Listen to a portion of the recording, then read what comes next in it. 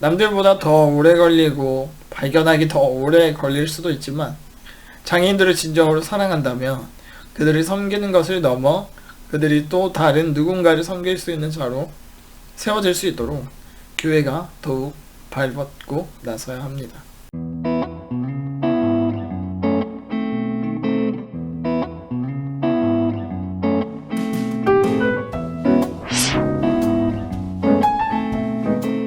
안녕하세요. 제이월드TV의 장애와 기독교를 말하는 제이입니다. 네, 제가 저번 영상에서 구독자 100명을 넘은 기념으로 작은 이벤트를 하나 준비했었는데요. 참 아쉽게 한 분밖에 참여를 안 했어요. 네, 그래서 아직도 이벤트를 진행 중입니다. 네, 저번에 영상의 내용 중에 어떤 한 청년의 이야기를 들려드렸습니다. 그래서 그 청년의 심정은 어땠을까? 이런 상상을 하며 댓글을 다는 이벤트를 진행했었는데 한 분이 참여해 주셔서 그분께는 커피 기프티콘을 선물로 드렸고, 이제 남은 두 분께 계속적으로 커피 기프티콘이 남아 있습니다.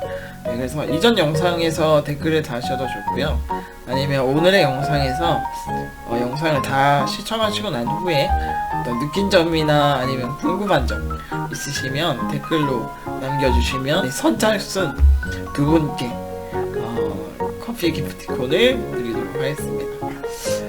오늘의 주제는 썸네일에서 보신 것처럼 우리가 교회 안에서 장애인이란 대상을 생각할 때 흔히 떠올릴 수 있는 주제인 것 같습니다. 예수님은 말씀하셨죠. 지극히 작은 자에게 한 것이 곧 내게 한 것이라. 또한 복음서에서 여러 장면들을 통해서 예수님이 진정으로 장애인들을 불쌍히 여기시는 모습을 보면서 그것이 교회가 해야 할 사명으로 여겨지기도 합니다. 실제로 많은 장애인 선교단체들의 그 사역의 동기들을 살펴보면 장애인을 향한 끓어오르는 주님의 사랑으로 장애인분들을 섬기는 모습을 자주 볼 수 있습니다.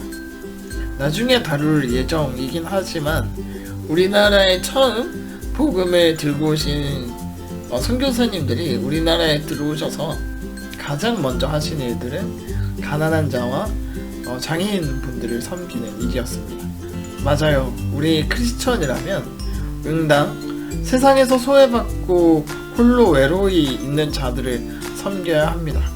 그것이 우리의 사명이니까요.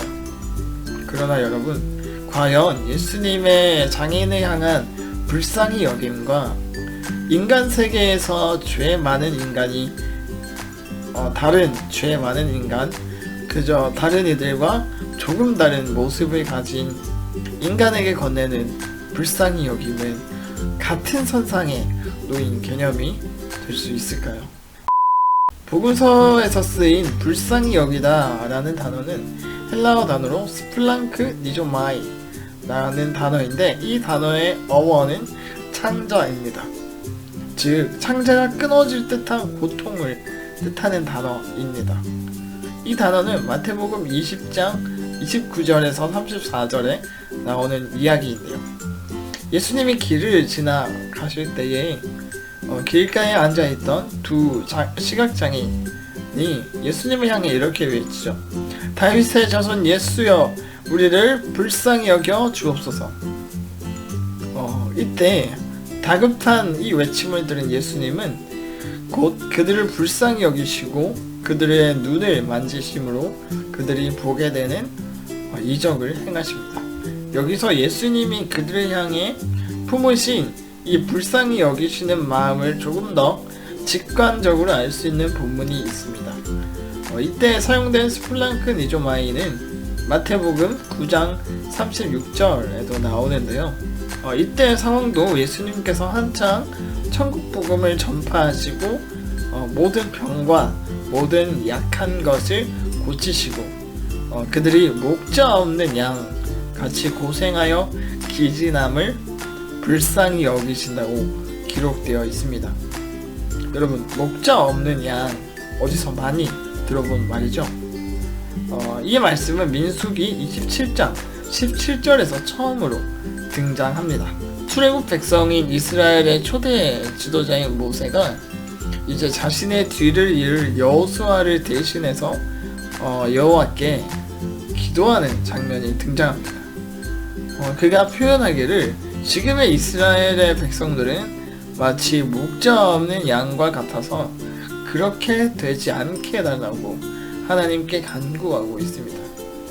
그들을 가시적으로 지도하고 인도한 것은 모세였지만 이스라엘 백성의 참된 지도자는, 참된 인도자는 오직 여호와이신데, 이 무지몽매한 백성들은 보이지 않는 주님을 따르길 거부했고 이 모습이 마치 목자 없는 양과 같다라고 표현을 한 것이죠.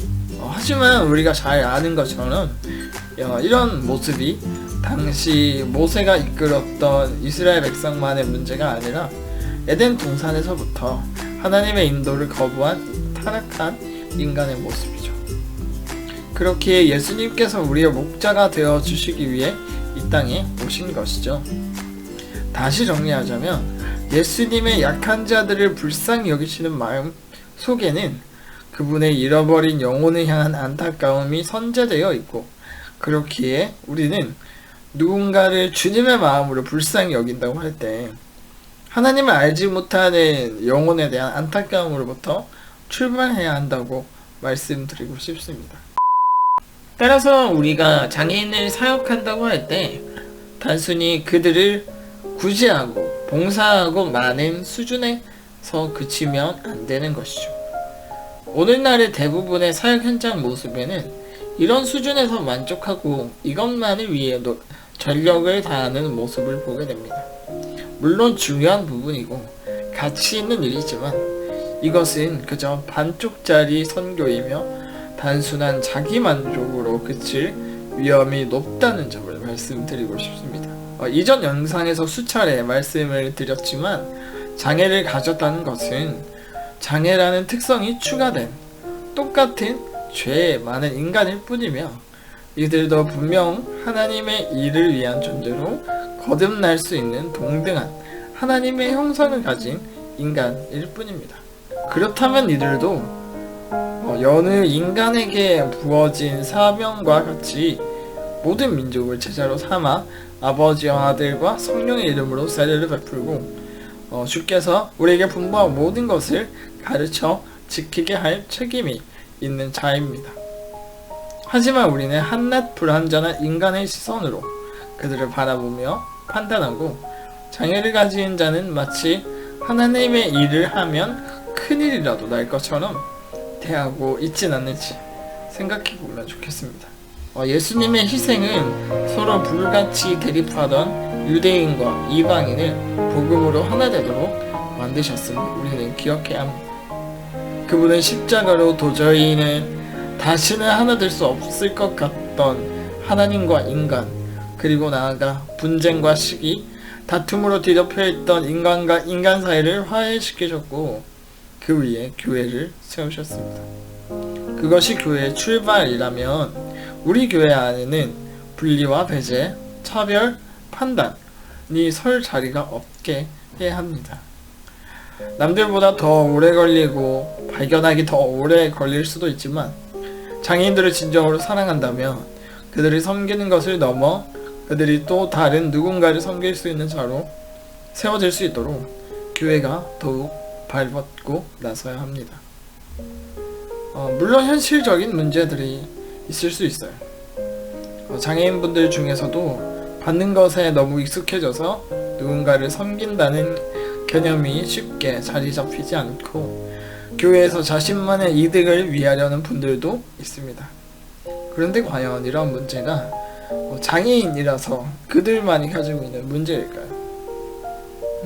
그리고 이러한 자들이 진정으로 복음을 만난다면 그래도 변화하지 않을까요? 또한 누군가를 섬기기에 너무도 중증이어서 과연 이 사람이 교회에 무슨 기여를 할 수 있을까를 생각하게 되신다면 우리의 1차원적인 시각을 넘어 이 한 영혼을 향한 하나님의 거대한 뜻이 무엇일지, 그들이 그 자리에 있음으로 우리 공동체에 어떤 메시지를 던져주고 계신지를 발견하게 된다면 저는 그것 또한 하나님께서 그 지체를 귀히 교회를 위해서 사용하고 계신다고 확신합니다. 때로 교회에서 안타까운 소식들이 많이 들려옵니다. 어떤 교회는 장애인이 예배에 방해가 된다고 주일 말고 따로 토요일에 모여서 예배를 드리기도 하고요.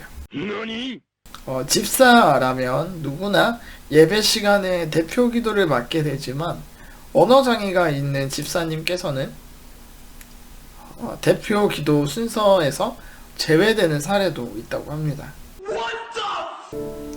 그리고 정말 이 얘기는 꺼내기 조심스럽지만 제가 신대원을 입학하고 나서 4년이 지난 지금까지 사역지를 못 구하고 있는 이유도 장애인은 교회에서 그저 사역의 대상일 뿐이지 사역의 주체로서 여겨지지 않기 때문일 거라 생각됩니다. 결론적으로 오늘 제가 드리고 싶은 말씀은 여러분의 교회에 장애인이 있고 또 장애인과 함께하는 교회를 세워나가길 희망하신다면 이들도 동등한 교회의 지체임을 인정하고 구성원 모두가 함께 서로 세워나가며 그러한 공동체가 되도록 고민하고 노력하는 교회가 되길 바랍니다. 그러면 오늘의 영상은 여기까지 하고요. 그럼 저는 다음 영상에서 또 찾아뵙도록 하겠습니다. 감사합니다.